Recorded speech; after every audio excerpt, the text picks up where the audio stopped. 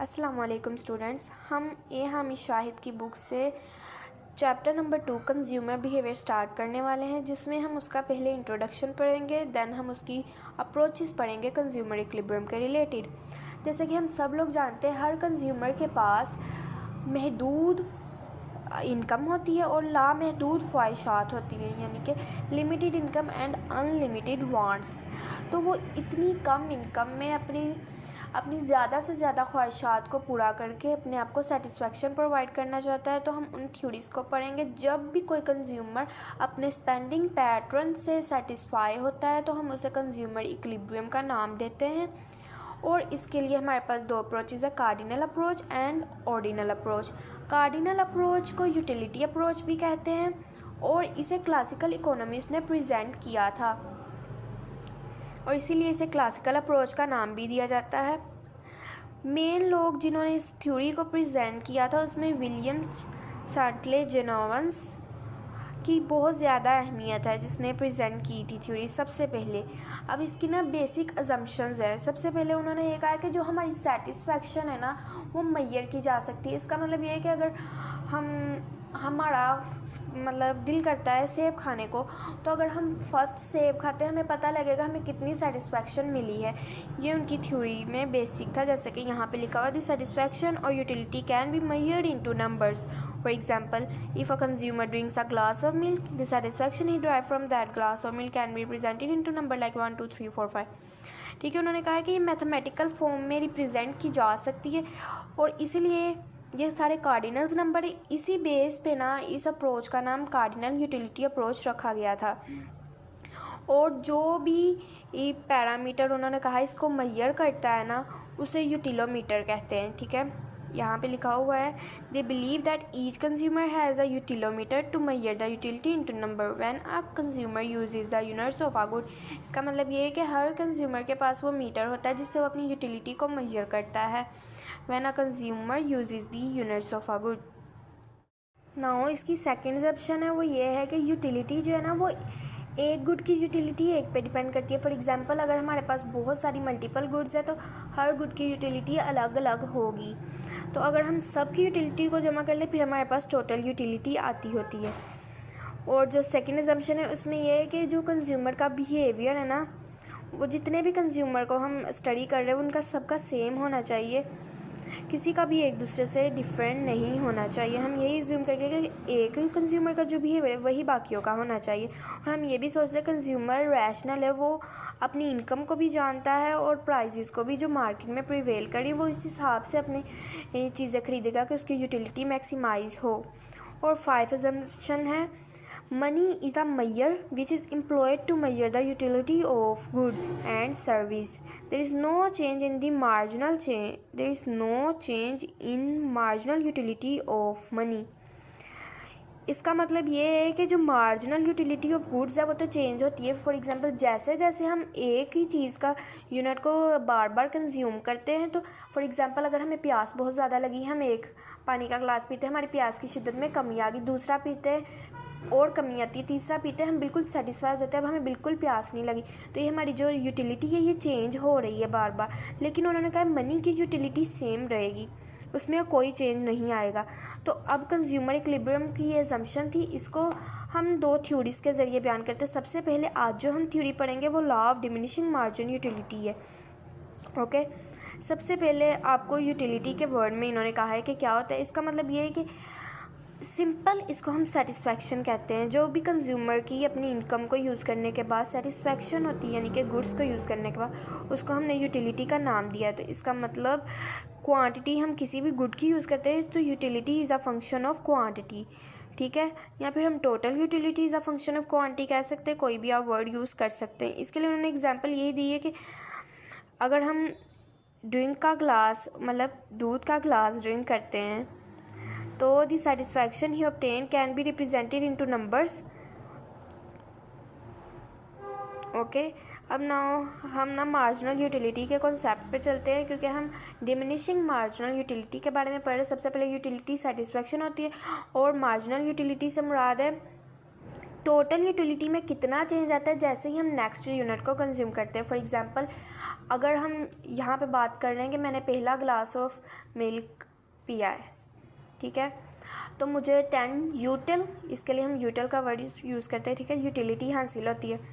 जब मैं अगला ग्लास ऑफ मिल्क पीऊँगी ना तो मुझे 8 यूटिलिटी हासिल होगी। तो इसका मतलब ये है कि मार्जिनल यूटिलिटी का पहला ग्लास पीने के बाद दूसरा ग्लास पीने के जितना भी हमारे चेंज आया ना यूटिलिटी में, उसे हम मार्जिनल यूटिलिटी का नाम देते हैं, ठीक है। जैसे कि यहाँ पे इन्होंने एग्जांपल भी दी है। For example a consumer is using a unit of apple if the total utility of the first apple is 10 unit while the total utility goes to 18 unit if he uses the total 2 apples then the net change in the total utility और marginal utility is 8। Now अब ना हम marginal utility को derivative of the utility function भी कहते हैं या slope of the utility function. अगर आप लोगों ने मैथमेटिक्स पढ़ी है तो आपको पता होगा कि ये वाला फंक्शन है, तो इससे कैसे निकलेगी, delta U is over delta Q, ठीक है, वहाँ पे वो 1 हो जाता है अगर एक पावर जो भी हमें यूटिलिटी का फंक्शन दिया उस हिसाब से, तो वो उसका डेरिवेटिव होता है और इसी को हम स्लोप का नाम भी देते हैं, ठीक है। सबसे पहले इसकी जो डेफिनेशन वो यूटिलिटी की, अब डिमिनिशिंग मार्जिनल यूटिलिटी के बारे में हम पढ़ेंगे, उसका लॉ एक्सप्लेन क्या करता है, ठीक है। The more we have of any commodity the desire to get any more of it decreases. यहाँ पे बहुत सारी दी हैं, आप कोई भी कर लें। इसका सिंपली मतलब ये है कि जैसे जैसे हम एक क्वांटिटी को यूज़ करते हैं, किसी भी क्वांटिटी को यूनिट को, फिर हमारी उससे और यूज़ करने की डिज़ायर कम होती जाती है, ठीक है। इन तीनों में से आप कोई भी डेफिनेशन कर सकते हैं, ठीक है। तो इसका मतलब हम इन डेफिनेशन से हमें पता लगता है कि जैसे जैसे हम किसी भी कमोडिटी के यूनिट को यूज़ करते हैं टोटल यूटिलिटी बढ़ती है but at a decreasing rate, hence marginal utility decreases. इसका मतलब ये टोटल यूटिलिटी बढ़ रही है, जैसे हम पहला 10 फिर अगला खाया तो 18 हो गई, फिर ज़्यादा हो रही है, लेकिन वो कम रेट के साथ ज़्यादा हो रही है। तो इसका और मार्जिनल यूटिलिटी पहले पे 8 हुई है, फिर हमें 6 होगी, इस तरह कम होती जाएगी, वो बता रहे हैं। और उन्होंने कहा जब हमारी टोटल यूटिलिटी मैक्सिमम होती है तो मार्जिनल यूटिलिटी बिल्कुल ज़ीरो हो जाती है, और उस पॉइंट को हम पॉइंट ऑफ सैचुरेशन भी कहते हैं और पॉइंट ऑफ स्टेबिलिटी भी। When total utility itself falls marginal utility become negative. जब टोटल यूटिलिटी फॉल्स कर जाती है ना, वो ही गिरने लग जाती है, तो वो मार्जिनल यूटिलिटी वो नेगेटिव हो जाती है। इसके लिए उन्होंने फंक्शन ये यूज़ किया हुआ है, आप ये चाहें तो कर लें, नहीं तो आप डायरेक्ट टेबल पे आ जाएं। यहाँ पे देखें क्वांटिटी हमने ली है यूनिट्स 1 2 3 7 तक, ये टोटल यूटिलिटी और ये मार्जिनल यूटिलिटी। सबसे पहले देखें हमारी जो टोटल यूटिलिटी है, सबसे पहला यूनिट पे हमें 10 हुई, दूसरे खाने से हमें 18 हो गई, तीसरे से हमें 24 हो गई, चौथे से हमें 28, पाँचवें से 30, छठे पे फिर हमें 30 ही रहती है और सातवें से 28। तो यहाँ पे देखें चेंज अब हम निकाल रहे हैं तो 10 माइनस 18 माइनस 10 निकाल लेंगे। पहली हम वैसे ही रहने देते, सेकंड से शुरू करते, वहाँ पे 8, फिर 24 माइनस 18 6, 28 माइनस 4 24 4, 30 माइनस 28 2।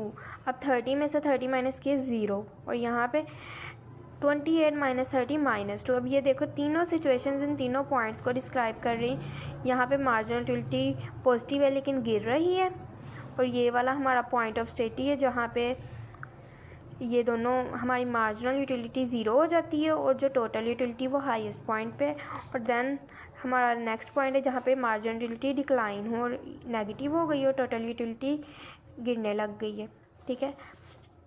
आप एक्सिस के सिस्टम के बारे में जानते हैं, तो जो भी हमारा यहाँ पे देखा जाए इस इक्वेशन में, तो डिपेंडेंट वेरिएबल जो है ना वो यूटिलिटी है, तो उसको हम हमेशा वर्टिकल एक्सिस पे लेते हैं, और जो इंडिपेंडेंट होता है उसको हॉरिजॉन्टल पे। तो इसी तरह सिमिलरली यहाँ पे जो हमारे पास इंडिपेंडेंट वेरिएबल उसको एक्स एक्सिस पे लिया गया और डिपेंडेंट को हॉरिजॉन्टल एक्सिस पे। अब देखें हमने यहाँ पे टोटल यूटिलिटी को मेजर किया है, यहाँ पे क्वांटिटी के यूनिट ले लिया और यहाँ पे टोटल यूटिलिटी के पॉइंट्स। अब देखें वो इंक्रीज़ बढ़ रही है लेकिन डिक्रीजिंग रेट से, क्योंकि कम होती जा रही है। अगर वो इस तरह सीधी स्ट्रेट बढ़ रही होती है ज़्यादा तेज़ी से ऊपर की तरफ, फिर वो इंक्रीजिंग रेट पे बढ़ती है, ठीक है। अभी इस पॉइंट पे वो टोटल यूटिलिटी मैक्सिमम हो जाती है, फिर बाद में डिक्लाइन करने लग जाती है। जब हम इन सब पॉइंट्स को प्लॉट करेंगे आपको पता लग जाएगा, ठीक है। और यहाँ पे मार्जिनल यूटिलिटी के बारे में बात हो रही है कि मार्जिनलिटी गिरती जा रही है। यहाँ पे हमने क्वांटिटी का यूनिट लिया मार्जिनलिटी के, जैसे ही इनको मिलाएंगे, इन पॉइंट्स को मिलाने से डाउनवर्ड स्लोपिंग कर्व बनेगी जो कि मार्जिनलिटी के कर्व को शो करेगी। और देखें ये है हमारा पॉइंट ऑफ सैचुरेशन, जहाँ पे ये मार्जिनलिटी ज़ीरो के इक्वल होगी। और उसके बाद पॉइंट ऑफ सैचुरेशन के बाद जब हम कोई भी पॉइंट यूज़ करते हैं तो हमारी मार्जिनलिटी नेगेटिव हो जाती है। ये अजम्पशन है डिमिनिशिंग मार्जिनलिटी के हमारे पास जो कंटिन्यूस यूज़ करते हैं हम किसी भी कमोडिटी का, मीन्स ये है कि कंज्यूमर जो है वो लगातार इकाइयाँ यूज़ करता है, ये नहीं कि पहले कर ली फिर काफ़ी टाइम बाद एक साथ ही। फिर उन्होंने कहा है कि जो कमोडिटी के यूनिट्स है ना, वो ना ही बहुत ज़्यादा साइज़ में बड़े होने चाहिए ना ही छोटे होने चाहिए, ठीक है। और यहाँ पे थर्ड यहाँ पे अजम्पशन है, ठीक है। और उन्होंने कहा है कि सेम होने चाहिए यूनिट। अगर हम एप्पल खा रहे हैं तो वो हर बार सेम एप्पल हो, उसमें कोई ख़राब ना हो, बिल्कुल एक जैसी चीज़ हो।